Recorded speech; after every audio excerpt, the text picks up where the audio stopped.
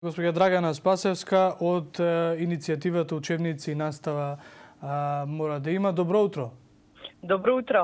Сега одлично ве слушам во студиото. Да, се случуваат технички потешкоти кога човек е на пат, секако ве разбирам. Сега, не знам дали имавте прилика да го слушнете моето прво прашање пред да поминеме на реформа по реформа. Значи, ако од Министерството за образование и наука напомена дека ако ситуацијата со пандемијата предизвикана од COVID-19 остане стабилна или биде стабилна, во септември ќе се продолжи со физичко присуство во училиштата. Ние сме на некаде 10 дена од завршување на учебната година. Настава мора да има. Што значи, госпоѓа Спасевска? Па, со оглед на тоа што ние 2 години гледаме како децата се сочуваат на онлайн наставата, не е во ред едно дете да се вклучува од кревет на часови и полузаспано да ја следи наставата. Не е во ред едно дете да врши булинг на наставниците и да ги мјутнува, како што велиме, нели, ние. Во ред е едно дете нормално да посетува училиште, макар и тоа да се во услови на пандемија, кога веќе другите земји изнајдоа начини и протоколи како да ја следат децата наставата во училиште, до сега, веќе при крај на учебната година, ние требаше веќе да имаме оформено протоколи и начини на кои што би се одвивала наставата со физичко присуство од септември. Бидејќи до септември следат уште некаде 3 месеци од летото, ќе се прават приспособувања, меѓутоа ставот кој што во моментов е пред мене и го читам од Министерството за образование и наука е дека, како што реков, физичко присуство во училиштата ќе има, а всушност и кога се носеа таквите реформи во време на пандемија, никому не одеше од полза да се следи наставата од дома, едноставно мораше. Да, меѓутоа, ако земеме во обзир дека од прво до трето одделение децата одат во училиште и дека тоа се одвива нормално и без никакви проблеми, зашто тогаш не би се одвивало и за другите ученици исто така. Значи, може да се изнедат начини тоа да се одвива и за другите ученици. Да, кои се причините не знам, некој од нив кои што ги напоменуваа и професорите и некој од одговорните лица во Министерството беше дека нема доволно физички капацитет внатре во училиштата за да се изведува настава за сите, а при тоа да се има растојание според препишаните превентивни мерки. Но не се. Спасевска, како сте задоволни од досегашните протести кои што ги организирате? Искрено кажано, сме задоволни. Во некои градови имаше и поголем одбив од минатиот пат, во некои имаше помал, меѓутоа поддршката која што имаме за овие реформи за кои што се бориме е голема. Искрено морам да кажам дека веќе имаме информација дека од собранието ќе ни дадат зелено светло за новата иницијатива, односно ќе можеме да ја почнеме постапката за референдум. И на референдум сакате да ги ставите на испит повеќе реформи кои што Министерството за образование ги најави, помеѓу нив и дигиталните учебници. Министерката Царовска во студиото на утрински брифинг, одговарајќи на прашања токму врзани со реформите во образованието, напомена дека дигиталните учебници ќе се користат во 4-то одделение, некаде од каде што треба да се започне практика за да се види ефектот и следствено на тоа градуално да се внесат дигитални учебници во другите одделенија. Која е вашата главна забелешка на дигиталните учебници ако се дава можност и за избор на истите дигитални учебници да бидат испринтани, всушност да бидат во тврда копија, покрај постоечките учебници во тврда копија? И, како што велат од Министерството, истите тие учебници не би биле на товар на родителите, туку би биле на товар на самите училишта или општините. Вака, прво морам да напоменам дека во новиот предлог нацрт закон за учебници и наставни материјали за основно и средно образование, стоеше дека дигитални учебници ќе има од 4-то одделение основно до 4-та година средно. Меѓутоа, тој предлог закон моментално е повлечен и веќе не знам поради кои измени, треба тоа да каже министерката, веќе таа дава нова изјава дека тоа ќе се само за 4-то одделение. Меѓутоа, морам да напоменам, кога ние бевме на средбата со представници од Министерството за образование и наука и кога директно посочувавме прашање во однос на дигиталните учебници и печатените, ако ние би сакале да ги имат нашите деца, тие ни напомена дека доколку би сакале училиштето да испечати хартиен учебник за ученикот, тој нема да биде истиот кој што е во електронскиот уред. Зошто? Заради тоа што таму ќе има кратење на мултимедијалните содржини, линковите за пристап до видеа и до некои други алатки, така да нема да биде тој истиот учебник кој што е во дигиталниот уред, туку ќе наликува нешто на слична на копија, да речеме. Така ни се изјасни и тоа ни го потврди од Министерството за образование и наука. И морам тука да ве прашам, бидејќи ако едното е дигитално, нели, а другото е на хартија, не ни може да бидат исти. Многу е поважна содржината која што ќе се обработува и во дигиталниот учебник и на тврда копија, дали ќе биде истата. Меѓутоа сите оние видео анимации кои што, нели, се воведуваат со дигитализацијата и како што велите вие флипчартови и слично на хартија не може да обстојат.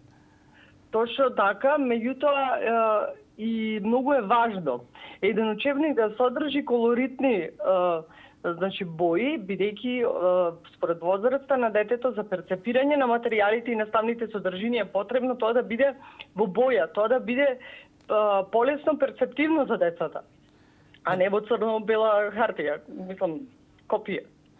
Добро, меѓутоа алудирате на тоа дека ќе биде различен учебник, а всушност ќе биде само различно спакувана содржина во незиното физичко постоење, а всушност содржината ќе биде таа интерактивна содржина која што детето ќе може да ги обавува задачите заедно со професорот во еден интерактивен метод. Зошто не разбирам потребата од отпорност кон дигитализацијата? Всушност главниот ваш проблем зборувам во име на иницијативниот одбор, не вам како... Конкретно ќе ви одговорам. Повелете. Ние не сме против дигитализацијата, значи да станеме јасни. Добро. Меѓутоа, ние сакаме печатени учебници да имат нашите ученици. Нека дигиталниот уред биде дополнителна алатка која што ќе се користи во образовниот процес. Меѓутоа, сакаме печатени учебници да има по секој наставен предмет и пред секој ученик. Дигиталниот уред не го изфрлуваме, не ни сакаме, тие се веќе неизбежен дел од нашето општество. Меѓутоа, тие да бидат дополнителна алатка која што ќе се користи во образовниот систем. Нека биде тоа за истражување на некој видеоматеријали 10 минути пред крајот од часот. Или пак се разбира, има мултимедијални содржини, некои линкови конкретни. Меѓутоа, и полесно за перцепирање и за изучување на материјалите. Детето е потребно да учи од печатен учебник. Заради неговото помнење, заради неговиот правилен раст и развој. Кога сме кај наставните предмети, она што се ваши забелешки, всушност го гледав ставот на средношколски глас, кој што ја поддржува вашата иницијатива, кој што вела дека историја се укинува во 4-то одделение и сега ќе биде историја и општество. Каков е вашиот став за ова? Став околу ова. Тука треба многу нови прашања министерката и тимот кој што работи за измена нови учебници јасно и гласно и јавно да проговори пред јавноста што се изменува, кои содржини се изменуваат, бидејќи ние самите немаме пристап до самиот учебник, мора на јавноста да ја објасни кои предмети конкретно ќе ги соединува во еден и кои содржини ќе ги крати. Да, знаете. И она што ние најмногу најдовме замерка. Тие ни кажа дека полесно со дигитализацијата да се менуваат содржините кои што се непотребни. Не може оваа година, ако ќерка ми учи една тема по историја, а другата година истата тема син ми да ја учи поинаку, тоа ќе дојде како едниот нештото што го учел повеќе не важи. Значи, не може такви работи да се случуваат преку ноќ, не може менување на содржините преку ноќ. Ако веќе изучуваме, да изучуваме квалитетно и тоа да биде содржано со факти и точни вистински случаи кои што се случиле, да можеме ние да ги менуваме ние како што сакаме. Добро, историја и општество всушност кои што би се соединиле како еден предмет. Предметот историја до четврто оделение го нема. Всушност сега се воведува. Оттаму не ми е јасна реакцијата и на средношколскиот глас, а и вашиот пак ќе речем на вашата иницијатива ставот, бидејќи историјата досега не се изучувала до четврто оделение. Вака, ние во нашите барања не ја имаме конкретно спомнато историјата. Туку само спојот на ние бараме да не се спојуваат два или повеќе предмети во еден. Значи не може да се соединува историја со географија. Не, историја и општество. Претходно имаше напоменување дека историја и географија ќе се спојуваат. Имаше дека физичко и музичко ќе се спојат. Но тоа се циркуларни шпекулации, госпоѓа Спасевска, тоа не излегло како конкретен став? Не излегло како предлог во реформите да се спојат историја и географија или физичко и музичко? Затоа би велам, министерката мора значи предлог законот да го врати повторно видлив за јавноста. Сите измени кои што го повлекоја, за да ги направат ние веќе време, крај на учебна година, ние мора да ги видиме сите промени што ги направиме. Мора јасно да ни се даде до знаење кои се тие промени кои што ќе се случат од 1 септември. И тука бараме од неа да ни објасни што ќе се случува во однос на тие предмети кои што сака да ги измени или да ги спои. Во поглед на предмет кој што, всушност два предмета, кои што се предмет на дискусија и години наназад, бидејќи сум работел конкретно образование, сектор образование, сексуалното образование би било понудено како еден од слободни изборни предмети, кој што ќе може да се бира од 4 до 9 оделение. Вие сте, колку што знам, против воведување на овој предмет, така? Сексуалното образование е како изборен предмет во 9 оделение. Меѓутоа, ние бараме да се укине родовото сензитивно сеопфатно образование веќе од најрана возраст до 9. Тука има разлика. Значи, тоа е сеопфатно кое што ќе биде имплементирано во повеќе предмети и ние бараме тоа да се повлече, заради тоа што возраста на децата не може да ги прифати тие материјали кои што ни ги нудат преку тоа сеопфатно родово сензитивно образование.